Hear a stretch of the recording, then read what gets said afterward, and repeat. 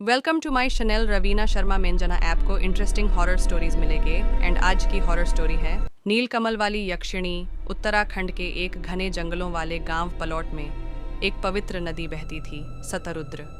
इसी नदी के किनारे एक प्राचीन मंदिर था जिसे लोग नीलकमल मंदिर कहते थे।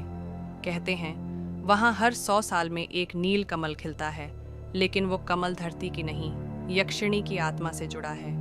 गांव वाले मानते हैं कि जो व्यक्ति उस कमल को छूता है वह यक्षिणी के वश में आ जाता है। अर्जुन 28 वर्षीय वन अधिकारी हाल ही में पलौट में नियुक्त हुआ था। पढ़ा लिखा, वैज्ञानिक सोच वाला इंसान था। भूत प्रेत की कहानियां उसके लिए केवल गांव वालों का वहम थीं। अर्जुन को जंगल का सर्वे करना था। एक दिन उसे सतरुद्र के किनारे वो नील कमल दिखाई दिया। गांव के पुजारी ने उसे रोका, कहा, उस कमल को मत छूना बेटा, वहाँ एक यक्षिणी है जिसने 100 वर्षों से उस कमल में वास कर रखा है। अर्जुन ने हंसते हुए कहा, बाबा, ये 21वीं सदी है, आप लोग अब भी परियों की कहानियों में जी रहे हो। और उसने वो नील कमल तोड़ लिया। उसी रात अर्जुन के कमरे में एक मीठी सी गंध फैली, एक अनजानी मधुर आवाज़ गुनगुनाती रही। जब अर्जुन उठा, उसने दरवाजे के बाहर गीली पायल की आवाज़ सुनी, जैसे कोई नदी से होकर चला आ रहा हो। दरवाज़ा खोला, कोई नहीं था, लेकिन ज़मीन पर गीले पैरों के निशान थे और नील कमल का एक पत्ता। अर्जुन अब रोज़ एक ही सपना देखता, एक स्त्री, घने काले बाल, शुद्ध हिमाचली वेशभूषा, नील रंग की साड़ी में झील के बीचों बीच खड़ी है। वो कहती, मैं तुम्हारा इंतज़ार कर रही थी अर्जुन। अर्जुन का स्वभाव बदलने लगा, अकेलापन पसंद करने लगा, रात में झील की ओर भटकने लगा।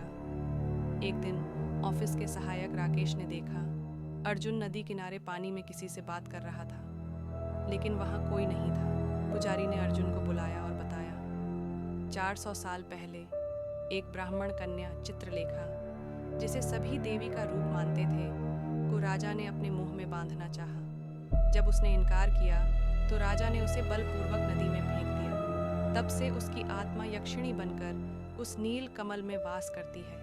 वह हर 100 वर्षों में पुनर्जन्म लेती है और जो उसकी आत्मा को जगा दे वो उसका हो जाता है, सदा के लिए। अर्जुन अब पूरी तरह वश में था। आखिरी बार उसे नदी किनारे एक लंबी सफ़ेद आकृति के साथ देखा गया।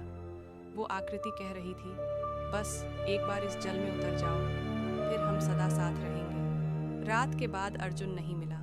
सिर्फ उसके बूट, कैमरा और नील कमल की पंखुड़ियाँ नदी किनारे पड़ी थीं। अब भी वो वहाँ है। गांव वाले कहते हैं अब वो यक्षिणी अकेली नहीं है, उसके पास अर्जुन की आत्मा है, और जो भी नील कमल को देखने आएगा वो उसी मोहजाल में फंस जाएगा। पूर्णिमा की रात जब नदी शांत होती है, तब वहाँ पायल की आवाज़ें और एक पुरुष की धीमी गूंजती हुई चीखें सुनाई देती हैं। यक्षिणी को जो जगाता है उसे फिर कोई नहीं बचा पाता। To be continued. अगर आपको ये कहानी पसंद आई तो कमेंट्स में बताएं, नेक्स्ट एपिसोड कमिंग सून। अगर आपको ये कहानी पसंद आई तो और नए स्टोरीज़ के लिए चैनल को सब्सक्राइब कर लें एंड वीडियो को लाइक शेयर करें। Thanks for watching.